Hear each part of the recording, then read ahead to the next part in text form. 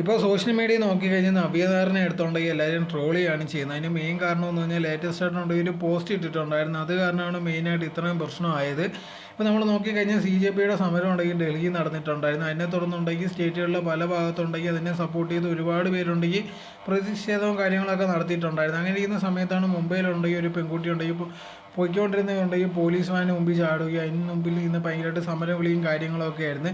ആ ഫോട്ടോ ഉണ്ടെങ്കിൽ ഭയങ്കര വൈറലായിട്ട് പോയിക്കൊണ്ടിരിക്കുന്നുണ്ടായിരുന്നു. ആ സമയത്താണ് ഇതാണ് കൊണ്ട് ഇപ്പോൾ ലേറ്റസ്റ്റ് ആയിട്ടുണ്ടെങ്കിൽ നവ്യ നായരും ഉണ്ടെങ്കിൽ കൊൽക്കത്തയിൽ പോയിട്ടുണ്ടായിരുന്നു. അവിടെ വെച്ചുകൊണ്ടെങ്കിൽ ഇത് കണക്ക് നിർത്തിയിട്ടിരുന്ന ഒരു പോലീസുമായിട്ട് മുമ്പിൽ നിന്നിട്ട് ഇത് കണക്ക് ഒരു ഫോട്ടോ എടുത്തിട്ടുണ്ടായിരുന്നു. അത് പോസ്റ്റ് ചെയ്യുകയും ചെയ്തിട്ടുണ്ടായിരുന്നു.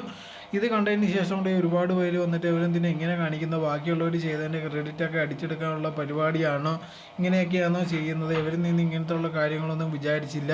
അതുപോലെ തന്നെ പേളി മാണിക്ക് സപ്പോർട്ടായിട്ട് കൂടെ വന്നതാണ്, ഏറി കയറാൻ എന്നുള്ള രീതിയിലൊക്കെ ഒരുപാട് പേരുണ്ടെങ്കിൽ കമൻസും കാര്യങ്ങളൊക്കെ ഇട്ടിട്ടുണ്ടായിരുന്നു. ഇപ്പോൾ നോക്കിക്കഴിഞ്ഞാൽ ഈ ഫോട്ടോ ഉണ്ടെങ്കിൽ ഡിലീറ്റ് ചെയ്തിരിക്കുകയാണ്. അത് എന്തുകൊണ്ടാണെന്ന് അറിയത്തില്ല. അതിന് മാത്രം വലിയ പ്രശ്നമോ കാര്യങ്ങളൊന്നും ആക്കണ്ടില്ല. ഇതൊരു ഫണ്ണായിട്ട് എടുക്കാവുന്നേ ഉള്ളൂ. പക്ഷേ എന്നാൽ പോലും ഉണ്ടെങ്കിൽ ഒരുപാട് പേര് വന്നിട്ടുണ്ടെങ്കിൽ ഇതിന് നെഗറ്റീവുള്ള കമൻസും കാര്യങ്ങളും ഇടുന്നുണ്ട്.